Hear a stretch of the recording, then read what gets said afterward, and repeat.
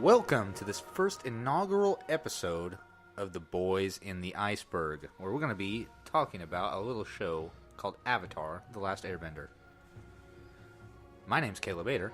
And I'm Harley Davis. What's that? Boys in the Iceberg, you say? Sounds kind of familiar. Well, maybe that's because it is the title name, close to, of the very first episode, not the original aired pilot, or unaired pilot, but the original episode called The Boy in the Iceberg, which will kick us off today. And we'll be discussing that, which is written by Michael Dante DiMartino and Brian Konietzko. And it aired February 21st, 2005. Nickelodeon. Thank you very much. This is a really good episode, I feel like goes without saying. Just basically sort of introduces us to this entire world that they've built that takes place in Avatar. Yeah, it's kind of a mystical. It's got kind of like the whole Asian-y China, like ancient China feel. But its whole mystical arts actually comes alive, where you can water bend and air bend and fire bend, and we get all three of those bendings in the very first episode, and it's really good. We got Aang, which isn't our first one. So we got Katara. Katara is the son or daughter, with her brother Sokka, who is not a waterbender, but she's the daughter of. I'm not sure if it's the chief of the Water Tribe, but he's a warrior of the Water Tribe, and he's a very good man. But you don't meet him yet, so we'll get to that later. Really starts this one off quickly when we see Sokka and Katara out doing a little bit of fishing. They run across an iceberg, so to speak, in the water, which is actually a fun fact. The creators of the show do not like to think of it as an iceberg. They like to think that he was shrouded in a mystical energy.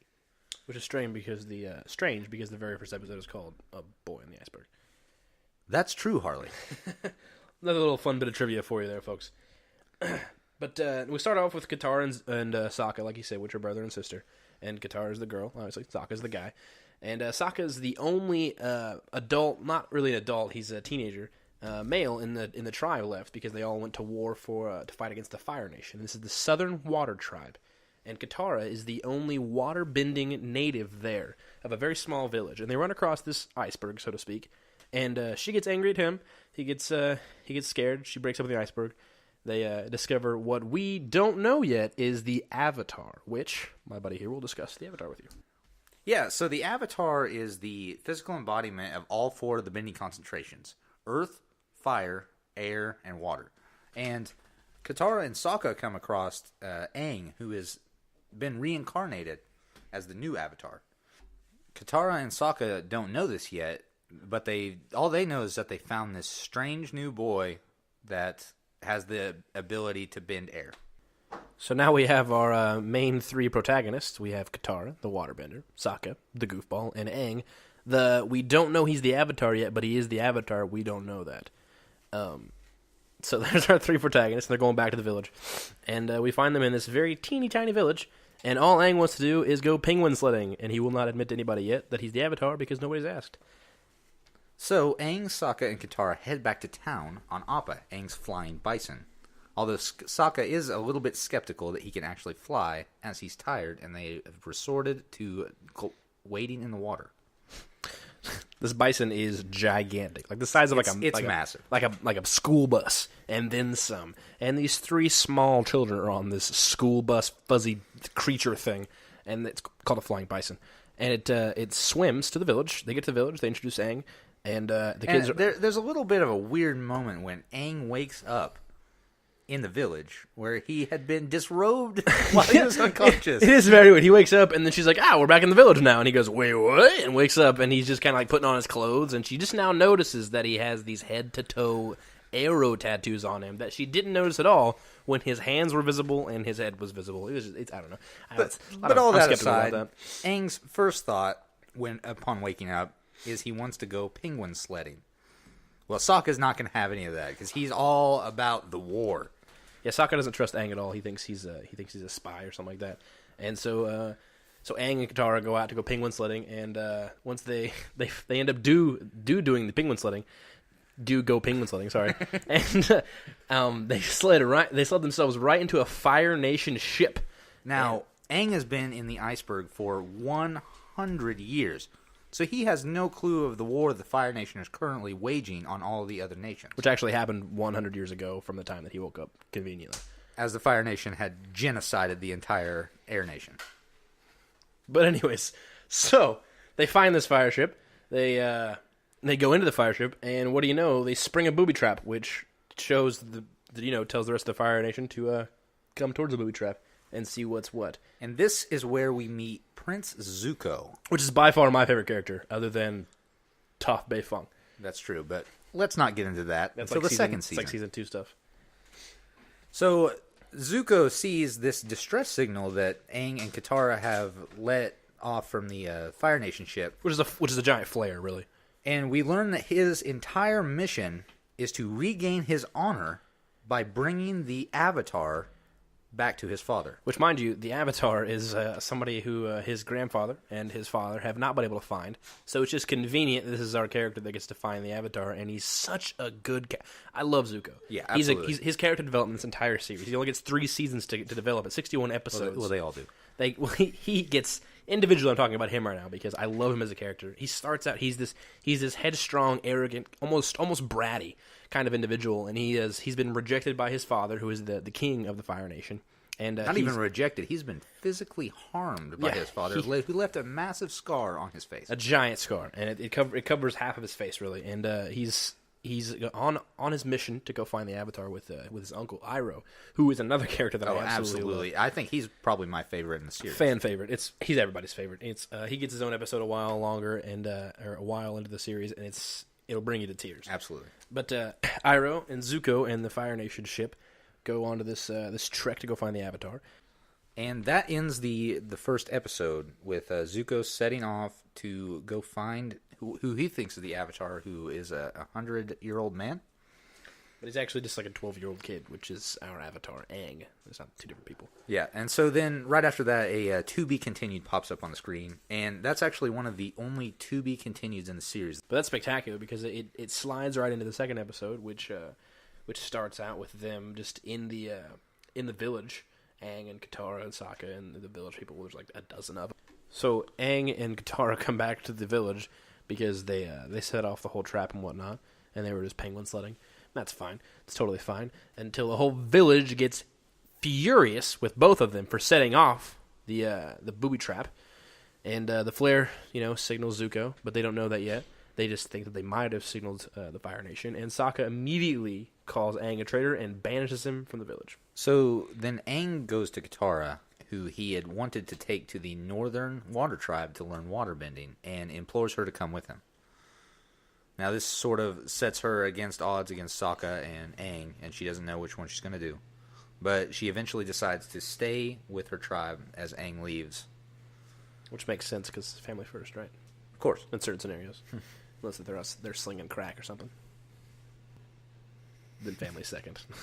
Yeah. If they're slinging crack, I'd say go only if they're slinging crack. But in our little television show, they're not slinging crack, folks. There's no drugs, just some cabbages.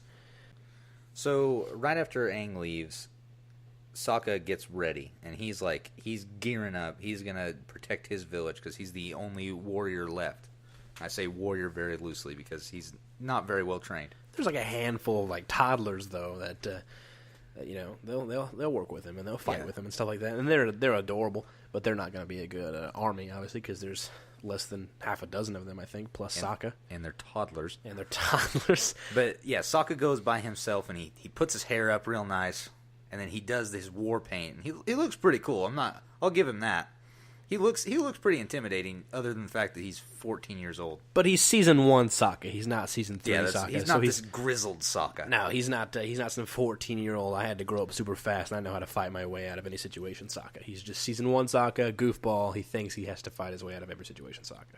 So he goes up onto the security wall that he has built out of snow. It's pretty cool. Yeah, and he stands there, looking this Fire Nation naval ship just coming straight at him. He's just staring it right in the face.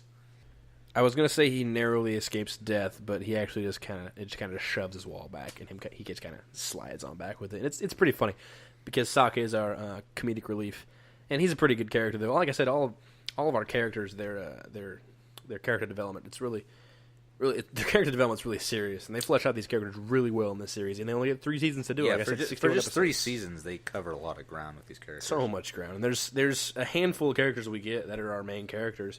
Obviously, Aang, Katara, and Sokka. And Zuko becomes our main antagonist for a good portion of the series, but for the first 2 episodes. He's just kind of this bratty, arrogant guy that tries to take out the Avatar. Then he does capture the Avatar at the end of the second episode, and then he takes him aboard his naval ship because Aang surrenders peacefully, and they takes him aboard the naval ship where he meets Uncle Iroh, and then he fights his way out of it. And for the second time in 2 episodes, we see him go into his Avatar state. Oh, the Avatar state. What is there to say about the Avatar state? So much, not really. I don't really like it.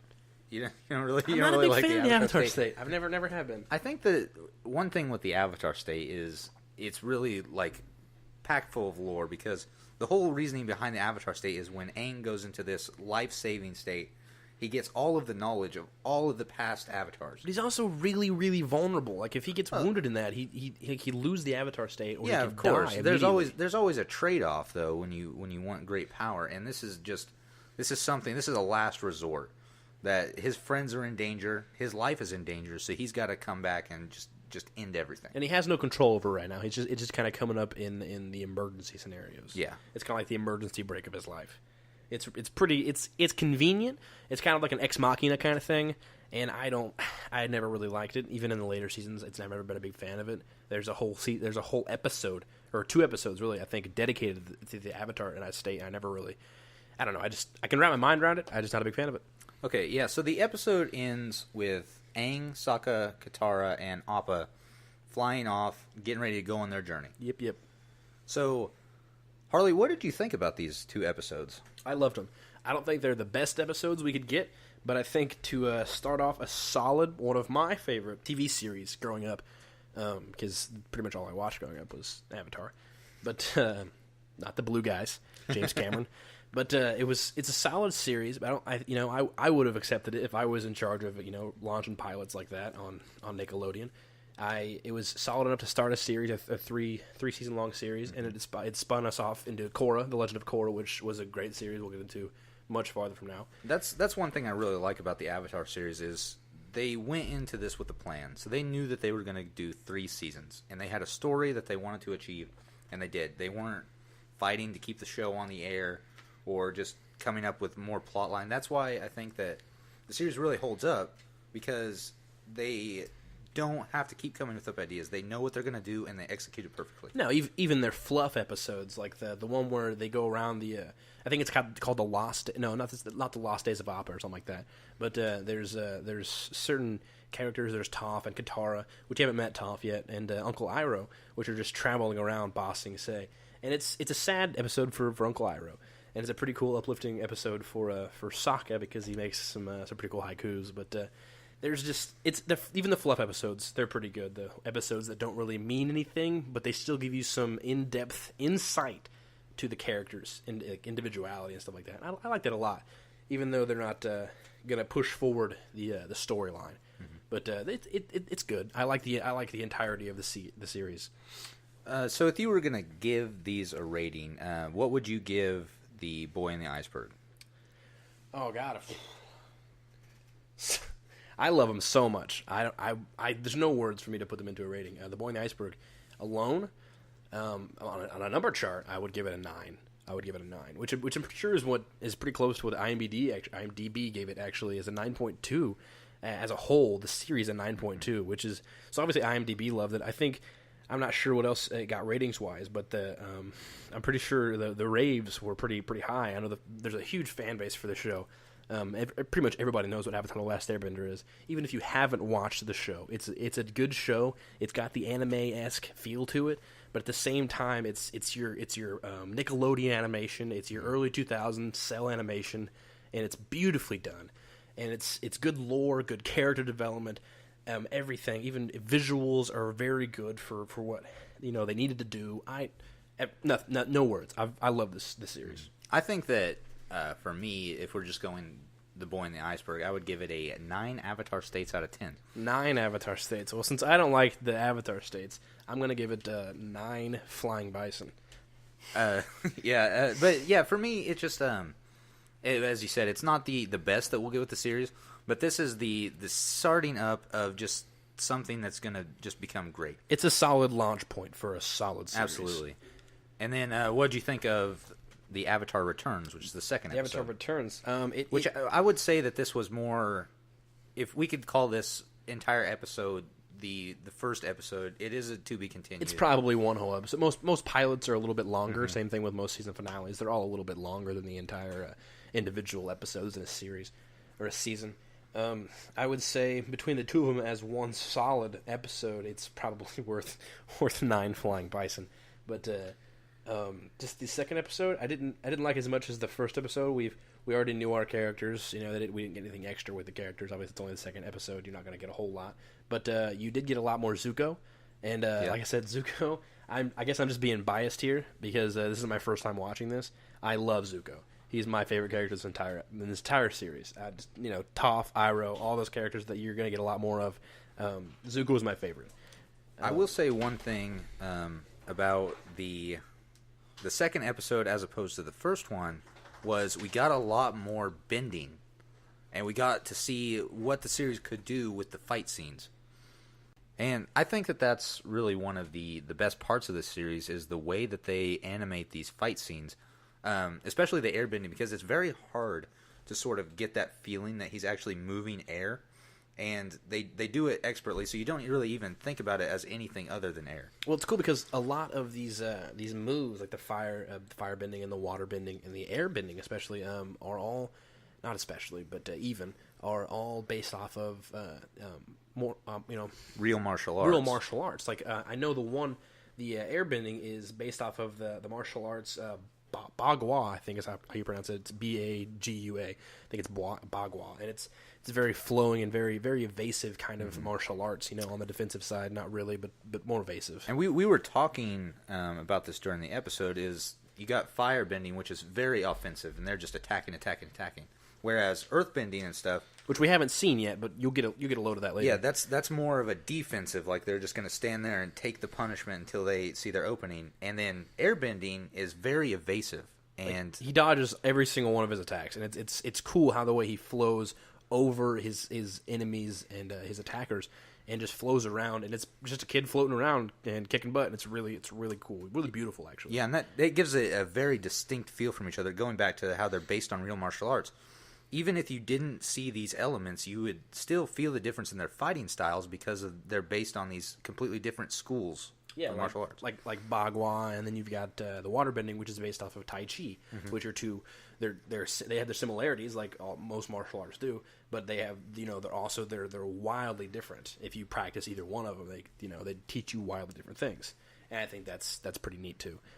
Yeah, that's one of my favorite things about the series is how they handle the martial arts and that aspect of the fighting. The fighting scenes are beautifully designed too. The way they jump around and kick, fight, punch, stuff. Stuff that they do. It's neat the way they do it. Yeah, and another thing that they do is bring in the environment. Like when at the very end of the episode, Zuko and Iroh both fire off a fire attack at Aang. And all of the other ones on Appa as they're trying to get away. Instead of just like deflecting it off on the air, he deflects it back into the iceberg that's sitting right next to them, showering the ship with ice and immobilizing them. Now, I think that's pretty cool the way he does that. It's pretty much how you wrap up the episode right there, is you kind of just immobilize the bad guys and the good guys get away, and it's kind of like riding away into the sunset with the good guys, kind of like Indiana Jones 3. Speaking of wrapping up the episode, that's going to do it here for us today, guys. I've been Caleb Ader. And I'm Harley Davis. If you guys like this podcast, you can go on iTunes and rate us and subscribe, and that will really help us out a lot. Again, we are the Boys in the Iceberg. Thanks for listening, and we'll see you next time. Bye.